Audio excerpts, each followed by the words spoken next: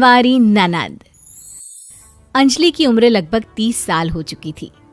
वो एक स्कूल में टीचर की जॉब करती थी। अंजलि के घर में उसकी माँ के अलावा उसका छोटा भाई और भाभी भी रहा करते थे।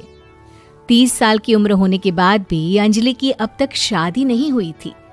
इस बात को लेकर अंजलि की माँ रुक्मिणी देवी काफी परेशान रहा करती थी। माँ, मैं स्कूल जा रही हूँ, जरा मेरा टिफिन तो दे दीजिए। अब क्या पूरी जिंदगी मैं तुझे टिफिन बना कर देती रहूंगी? अरे कुछ सोचा भी अपने बारे में या बस ऐसे ही? क्या माँ, सुबह सुबह फिर वही बातें लेकर बैठ गई। माँ गलत क्या कह रही है अंजलि दीदी?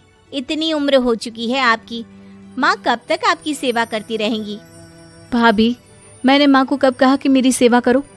वैसे भी अपना टिफिन मैं खुद तैयार कर लेती हूँ, बस टेबल से उठाकर देने को ही तो कहा था। वैसे अंजलि दीदी, देखा जाए तो टिफिन उठाकर देने की उम्र तो आपकी है।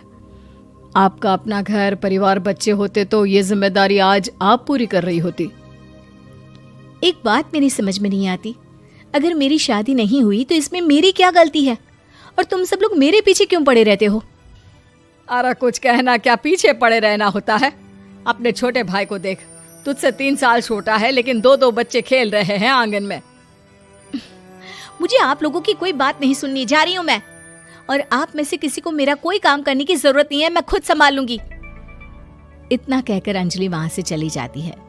शाम को जब अंजलि अपने स्कूल से लौटकर घर वापस आती है तो उसने देखा कि पड़ोस वाली निर्मला चाची वहां पर बैठी हुई थी।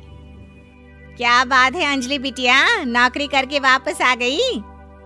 जी चाची जी, कैसी हैं आप? मैं तो ठीक हूँ बेटा, तुम बताओ शादी के बारे में कुछ सोचा या नहीं? अरे रहने दीजिए ना, इससे तो शादी की बात करना ही बेकार है।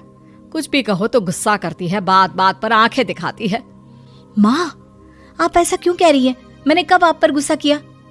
अरे अंजलि बेटा, तुम्हारी माँ ठीक ही तो कहती है। 30 की होने आई हो, अब तुम्हें भी शादी वादी कर लेनी चाहिए। चाची जी, आप तो ऐसे कह रही हैं जैसे शादी करने से मैंने मना किया हो। रहने दीजिए निर्मला चाची, हमारी अंजलि दीदी को अभी तक उनकी पसंद का दूल्हा नहीं मिला ना, इसीलिए वो शादी नहीं कर रही।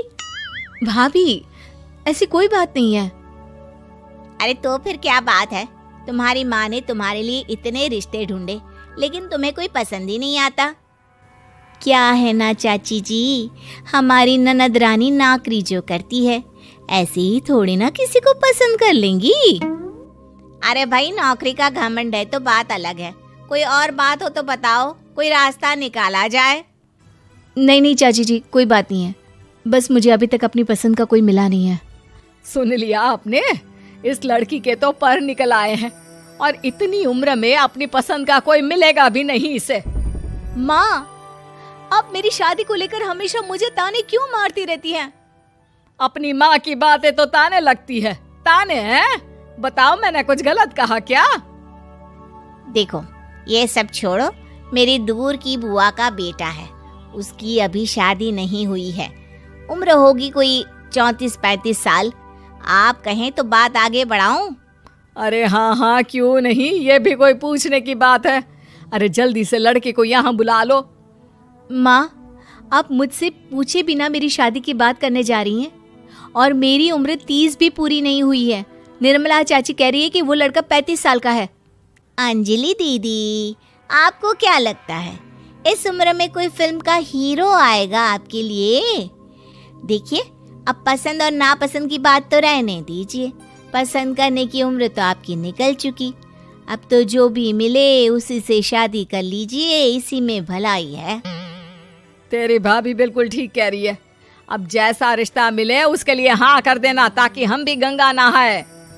ठीक है, चलिए मैं उस लड़के को कहती हूँ, वो कल ही अंजलि को देखने आ जाएगा। अगले दिन निर्मला चाची के दूर का रिश्तेदार अंजलि को देखने उसके घर आता है। उसका नाम था अजय। अंजलि जी, तो आप नौकरी करती हैं, वो भी स्कूल में? जी हाँ, मैं स्कूल में टीचर हूँ। हमारी बेटी बहुत होशियार है। अरे पढ़ने लिखने में इतनी होशियार है, इसीलिए तो इसकी नौकरी लगी है स्कूल में। हाँ हाँ ठीक है आंटी जी, ज़रा मुझे भी तो बात करने दीजिए आपकी बेटी से। जी पूछिए ना, क्या पूछना चाहते हैं? अंजलि मैडम, ये तो बताइए कि आपने अभी तक शादी क्यों नहीं की? बस ऐसे ही, कहीं कोई रिश्ता पसंद नहीं आया इसलिए। लेकिन क्या मैं आपसे पूछ सकती हूँ कि आपने शादी क्यों नहीं की? अंजलि, क्या कर रही हो तुम? लड़कियों को इस तरह की बातें नहीं शोभा देती। रहने दीजिए आंटी जी, आपकी बेटी काफ़ी पढ़ी लिखी है, मैं उनके सवाल का जवाब दे ही देता हूँ। वो क्या है ना, मुझे भी अभी तक अपनी पसंद की कोई लड़की नहीं मिली। अच्छा, कोई बात नहीं। वैसे आपकी तनख्वाह कितनी है? कितना कमा लेती हैं महीने का? जी यही कोई 25,000 महीने। बस 25,000? इतने से क्या होता है? इतने से तो आजकल घर भी नहीं चलता। आपके कहने का क्या मतलब है? अरे मैं तो ये सोच कर आया था कि नौकरी वाली लड़की है, आराम से 40,000 कमाती होगी। माफ कीजिएगा, आपका और मेरा रिश्ता नहीं हो सकता। जी कोई बात नहीं, मुझे भी आपके साथ शादी करने में कोई इंटरेस्ट नहीं है। अंजलि, किस तरह की बात कर रही हो? घर आए रिश्ते को ठुकरा रही हो तुम।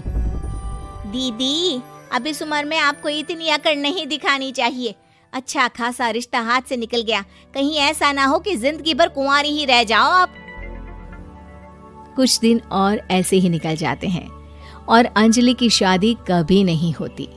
अंजलि के परिवार वाले बिंदास उसे ताने मारते रहते हैं, लेकिन अंजलि एक बड़ी नौकरी की तैयारी करती है और उसमें सिलेक्ट होने के बाद अंजलि को एक बहुत बड़ी नौकरी मिल जाती है। अब तो दीदी के नखरे और भी ज्यादा बढ़ जाएंगे भाई। अब तो इतनी बड़ी नौकरी जो लगी है, अब इनकी शादी होने से रही। माँ, मुझे नौकरी के लिए दूसरे शहर जाना पड़ेगा। आप जानती हैं ये बहुत बड़ी जॉब है और इसमें पैसे भी बहुत ज्यादा मिलेंगे। अच्छा, कितने पैसे मिलेंगे बेटा? माँ, मुझे हर महीने 90,000 सैलरी मिलेगी। क्या? अरे वाह वाह, ये तो बहुत अच्छी बात है। लेकिन फायदा क्या? कितने भी पैसे मिले, शादी तो हुई नहीं ना तुम्हारी। अंजलि नौकरी करने के लिए दूसरे शहर में चली जाती है और जब कुछ महीनों के बाद वो वापस घर आती है तो उसे अपने पति के साथ देखकर उसके घर वाले हैरान रह जाते हैं। अरे अंजलि, तूने शादी कर ली और हमें बताया तक नहीं। और दामाद जी करते क्या हैं? इतनी बड़ी कार है उनकी। माँ, मैं आपको सब कुछ बताना चाहती थी, लेकिन आप सबके ताने सुनकर बहुत दुखी हो गई थी और इसलिए मैंने अपनी पसंद से शादी कर ली। मेरे पति मेरे साथ ही ऑफिस में नौकरी करते हैं और बहुत बड़े अफसर हैं। और एक बात बताऊं माँ, आज मैं बहुत खुश हूँ।